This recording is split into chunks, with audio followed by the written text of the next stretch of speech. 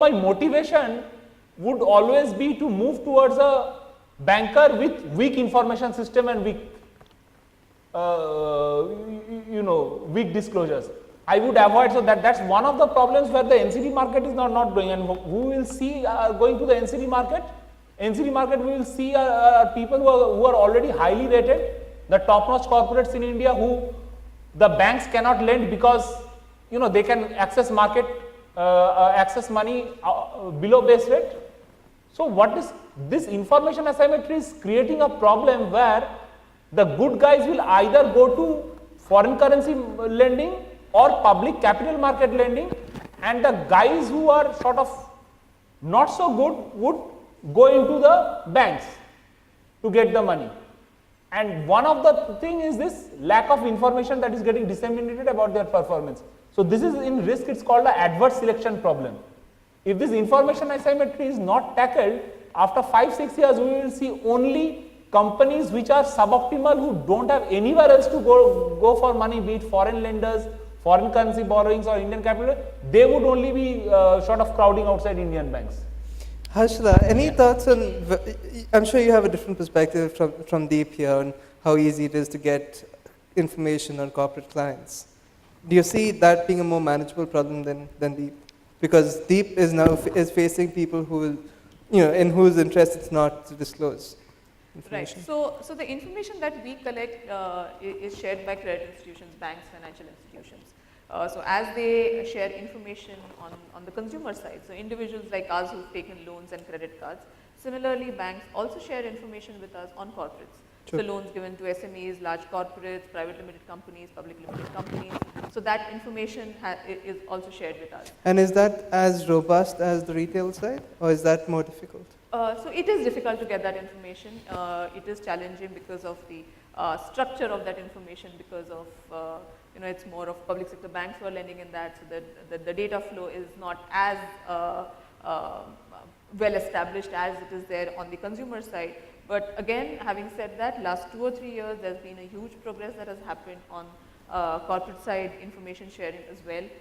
Banks have now moved from an asset classification kind of a reporting to a days past due reporting, which is more accurate, which is more to the point. So 30 days past due, 60 days past due, that information is happening. So I think it's a journey. The way it took us time to basically set up the infrastructure for the consumer side, we are on the path to set that infrastructure for the corporate side also. So we have information on over 18 million accounts on the corporate side, but if you compare it to the consumer side, there we have information of over 350 million accounts. So it's huge, but I think we are going in the right direction in terms of gathering the information, and it is becoming on the path of becoming as robust as it's there on the consumer side. I'm curious, how much of a lag is there between when a default happens and when the bank reports it to you? So data gets reported to us in 30 days time. So about 30 to 45 days is the time. So it's on a monthly cycle, it gets reported to us. It gets reported on the monthly cycle? Yes, it's on a monthly cycle basis. Okay, interesting. Curiosity question. If a bank is willing to report it to CIBIL, why wouldn't they be willing to report it to rating agencies? And is there a way of changing their mentality in that regard? It's not a sociology or emotional issue. They just need to be instructed by the relevant regulator that if you are keeping your capital based on the rating letter issued by the rating agency, you should regularly, if you are keeping a capital on the loan based on the rating agency's letter, you should inform the performance on a regular basis to the rating agency, because it will not mean, if now the counter question is, if the banks are regularly informing the CIBIL, why can't they share it to the rating agency? Exactly. It doesn't require added infrastructure. All it requires is copying 4 or 5 names in the CC list of those emails. That's all the infrastructure that is what I am saying, that probably RBI down the period, maybe a month, 2 months, 6 months, 1 year, may give access to rating agencies also, whatever banks are accessing. Therefore, it becomes common knowledge for you, because in my view, RBI will believe that a guy who is doing surveillance, what surveillance he is doing, that could be the reason. I am not saying it is right or wrong. I think one point here is, then in a bad situation, what would happen? There will be a lot of companies would get tagged as D. Now, if you are tagged as D, again the problem is you have to keep more capital now, whereas yes, the large banks in India, the more eminent private sector banks, they are well capitalized, but not all PSU banks are well capitalized. So it would mean that government would have to put in more capital for the weaker public sector banks. Which is an interesting point. So you actually think that some of the PSU banks would be underwater if they had to No, they would realistically not be value? they would clearly not be underwater, because if you look at the track record, and that's something unique in India, in even a cooperative bank hasn't defaulted in India. I mean, there has been crises, but a default of non-payment to depositors or non-payment to Correct. outside Has debt not obligors, even for a cooperative bank in India in last 50-60 years hasn't happened. Thanks to RBI. True, true. But so there is no issue of default or going under. I mean, see, it's how you look at it. This identification of default is a very sticky issue.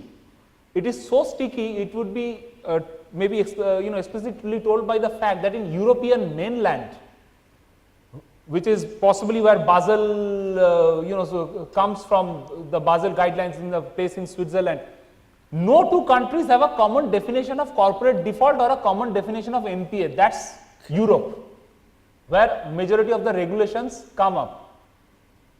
So it's a sticky balancing act for any banking regulator, and even for Bank of International Settlements, because Basel III, we are actually yet to see the full implementation.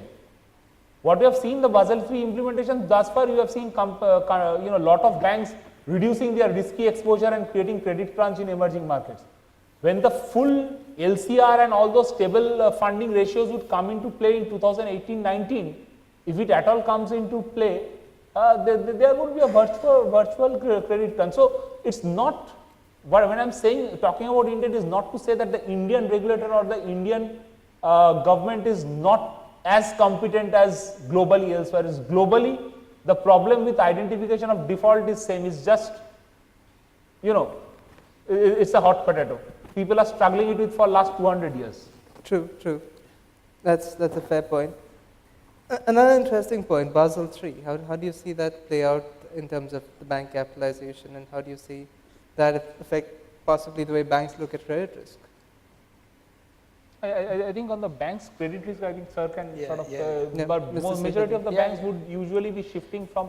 So what they were currently following is a standardized internal rating based approach. I would like to answer it a bit differently on this. The difference between Basel II and Basel III, to me, there is no change in risk, this, that, and all these things. The way the capital is there. The key difference is only how my capital is there. Capital was tier 1, tier 2, all this put together I should have. But now it has come as tier 1 should be how much, tier 2 should be how much will be taken as, how much will be removed, and all these things. So the quality of capital is the essence of Basel III.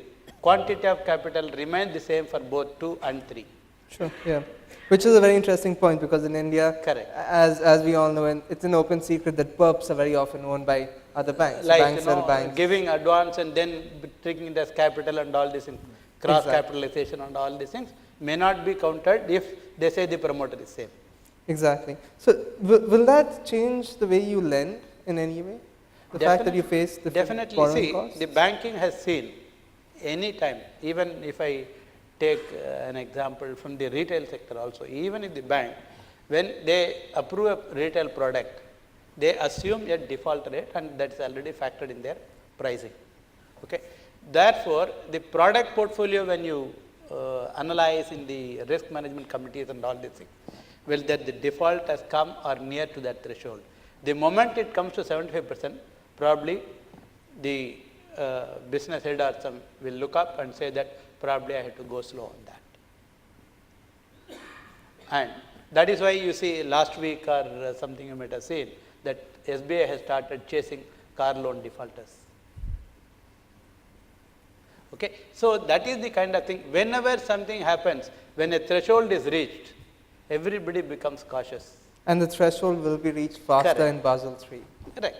And probably when the economy grows up As long as the economy is growing up, there is no problem because instead of using the word robbing Peter to pay Paul, borrowing from Peter to pay Paul was easier.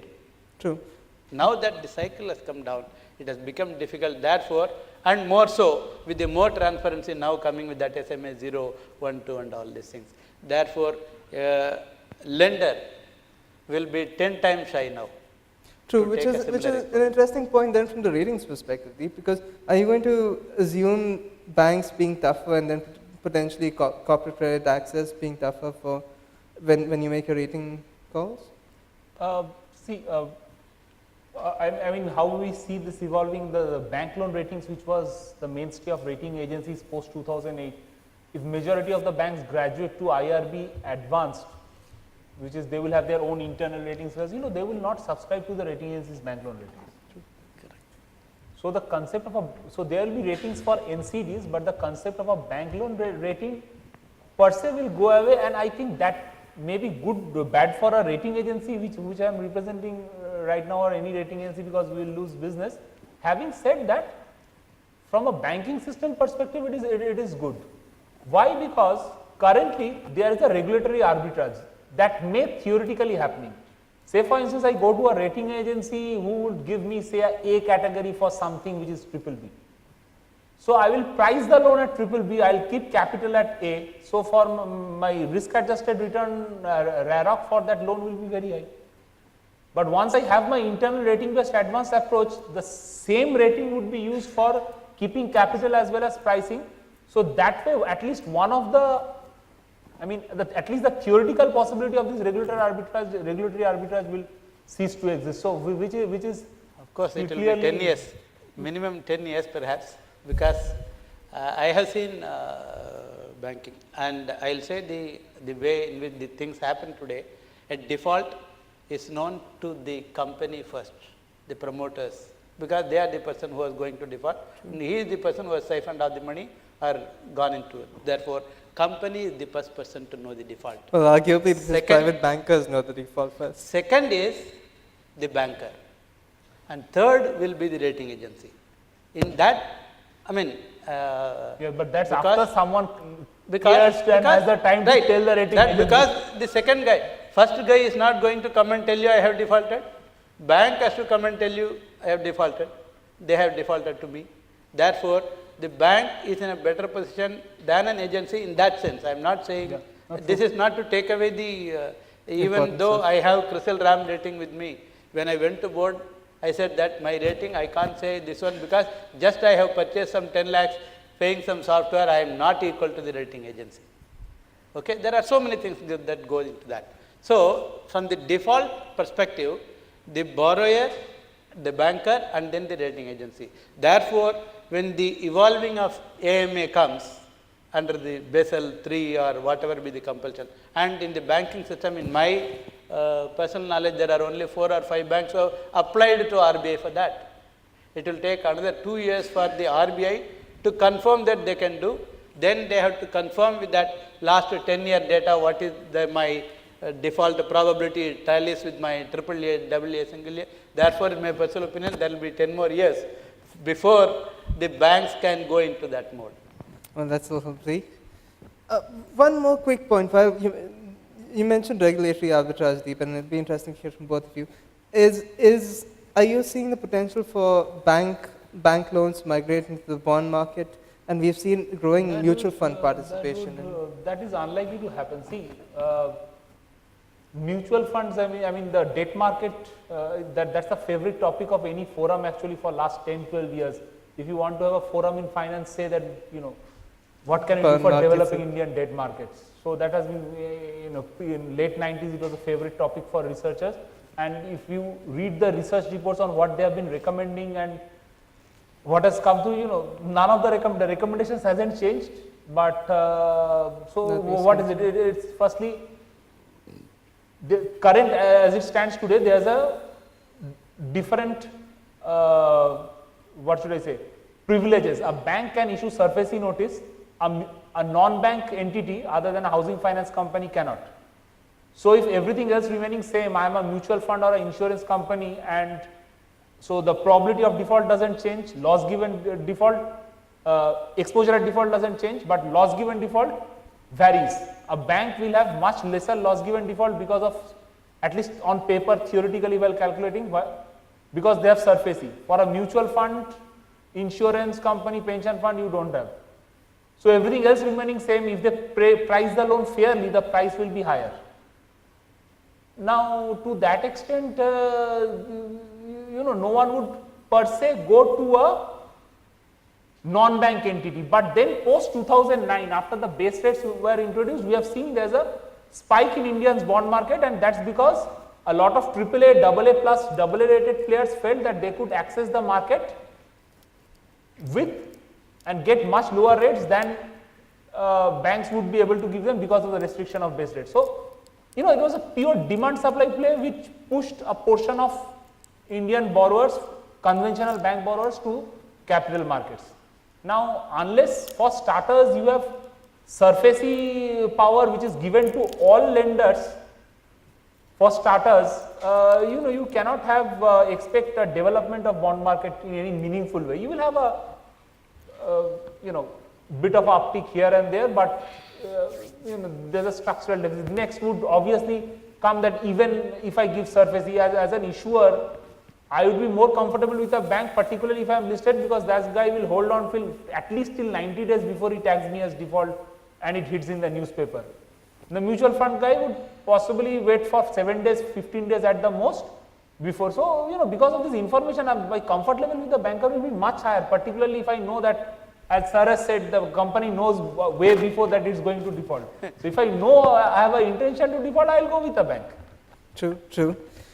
Interesting. So we're coming towards the end of our time, but on both sides of it, on the retail side of it, good picture, information, transparency to some degree available because of institutions like CIBIL.